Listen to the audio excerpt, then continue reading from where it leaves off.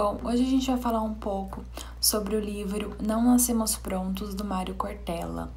Ele é um livro de provocação filosófica e Cortella sempre fala que se a gente tivesse nascido pronto, não teria uma construção de educação, de conhecimento, de sociedade. É um livro que traz a ideia de quanto mais velho, melhor a nossa edição. Ao passar dos anos, a gente vai ganhando conhecimento e vai ficando melhor. E não podemos nos considerar mais velhos, e sim mais sábios. Eu vou iniciar falando sobre o capítulo Memórias de Marguerite. Marguerite era uma autora francesa que morreu aos 84 anos e ela escreveu um livro, Memórias de Adriano. Contava sobre as memórias de um imperador romano. Adriano deixou uma carta em forma de confissão como apoio para o seu sucessor, Marco Aurélio, que é seu filho adotivo. Na época, ele contou relatos como é ser um imperador, como tratar com a família, sobre a sua morte terminal. Adriano era um imperador de paz. Ele contava que queria viver um dia após o outro, sem medo, sem agonia, mesmo sabendo que estava com uma doença terminal. Ele também relata sobre o seu romance com um amado, mas nunca deixa claro que esse é o seu esposo. Marguerite conta essa história de Adriano, essas memórias, como uma autobiografia, como primeira pessoa. Ela fez pesquisas culturais e históricas para entender como era ser o imperador romano na época. Ela reconstrói essa história durante 25 anos, fazendo anotações, fazendo pesquisas, pois ela não se sentia madura o suficiente para publicar o livro. No texto, Cortella retrata alguns acontecimentos que aconteceram no final do século XX, o mesmo século que Marguerite morreu. Ela não viveu esses acontecimentos, e quem viveu traz essa memória. Cortella traz a ideia de que a memória não é um passado, e sim um presente, o presente de quem está vivendo essa memória. Marguerite viveu por 25 anos as memórias do imperador Adriano, e todos quem leem essas memórias estão vivendo ela como presente e não como passado. Cortella termina esse texto falando que as memórias dependem mais do ponto de vista de quem lembra elas, do que de quem realmente as viveu. Boa tarde, meu nome é Bárbara e eu vou falar sobre o capítulo Saudável Loucura. Ele se refere que é necessário interromper a lógica de que o trabalho incansável e contínuo é a única fonte de saudabilidade cívica e moral. Muitas pessoas acabam ficando incomodadas com o tanto de feriado que temos ao longo do ano. O carnaval, por exemplo.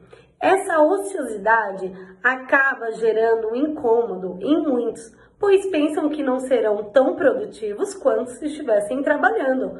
Porém, não é assim. Muitos não são obrigados a pular e brincar como a maioria. Pode ser esse tempo para você manter a calma, para você ter uma reflexão e voltar ainda mais focados nos seus rendimentos. Meu nome é Vitória e dando continuidade no capítulo que a Bárbara estava falando, é o capítulo Saudável Loucura, que se refere a um feriado de carnaval, onde as pessoas falam que esse feriado de 5 dias é totalmente desnecessário, uma perca de tempo, que as pessoas tinham que trabalhar, seguir sua rotina normal. Que as pessoas usam esse feriado para apenas dançar, pular, beber, sair com os amigos. Ao invés de elas pensar, essas pessoas que se tratam disso, ao invés de elas pensarem assim, elas podiam pensar que é um feriado onde elas possam descansar, ficar um pouco com a família e depois ela vai seguir sua rotina normal ao longo do ano, que é de trabalhar, estudar e seguir sua rotina. Olá, meu nome é Éder. Eu e o José ficamos com o capítulo Dinheiro para que Dinheiro, do livro Não Nascemos Prontos.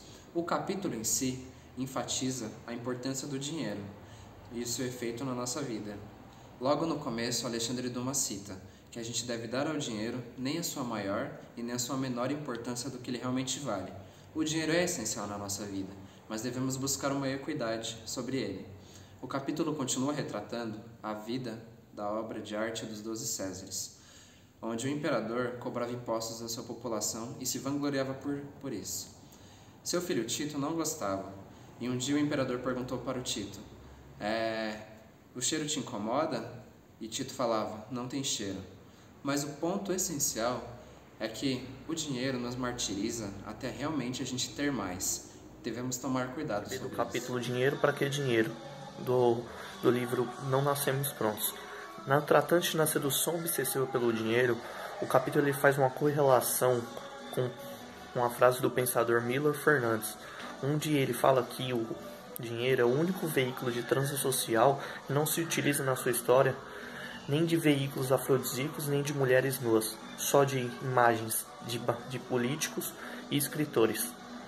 No fechamento do capítulo, ele fala sobre o amor e o dinheiro, onde se o amor ele for acima do dinheiro, se torna um amor verdadeiro e recíproco. Mas se o dinheiro ele vem acima, ele se torna um falso amor, interesseiro e hipócrita. O que o autor quer dizer com isso? Que se o dinheiro ele não vir acima de tudo em nossas vidas, ele tem a sua real valia em todos os momentos, sendo aplicado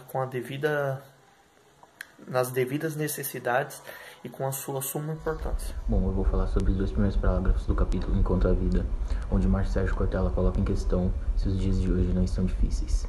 E ele responde que sim, porém, que nós crescemos, que nós evoluímos, nós nos reinventamos, a esperança de que poderíamos melhorar todos os dias e que isso é normal, independente das experiências passadas. Ele coloca em questão que a nossa esperança é o nosso bem maior para enfrentarmos os tempos difíceis. Dando continuidade no capítulo Enquanto a Vida, é como dizia Michelangelo, Deus concedeu uma irmã a recordação e chamou ela de esperança. O que ele quis dizer com isso? Que enquanto a vida, os nossos sonhos eles são possíveis. Não é um devaneio, um delírio ou algo que não possa ser alcançado, né?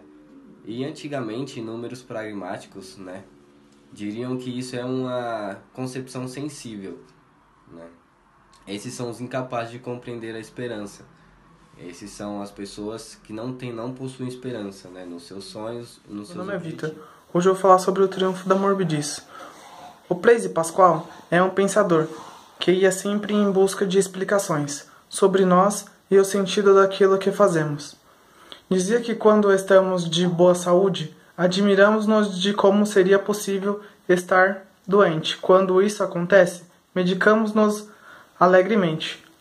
Já o mal-estar da civilização, no qual o pensador examina a razão pelas quais cada um nos aceita, reprimir as próprias bases constitutivas, origens para sentir-se minimamente seguro em meio aos outros, ou, como hoje dizíamos, para ser socialmente aceito.